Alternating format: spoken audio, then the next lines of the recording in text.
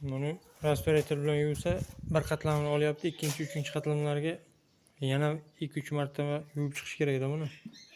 Bir martani o'zida ola olmayapti. 3-4 slov qurimaganda kraska.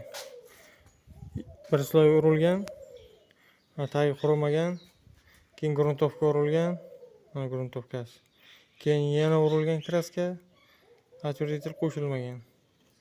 Вообще qurimagan bu. Mana tagi shaltiq bo'lib g'ijillab kraskasi turibdi.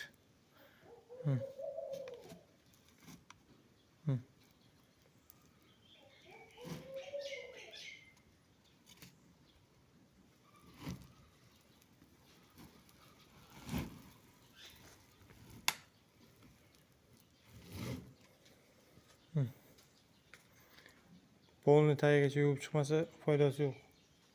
Kraska yana yorilib, rasvas chiqaveradi. 30 litrlar balki undan ham ko'proqda respirator ishlatishga to'g'ri keladi.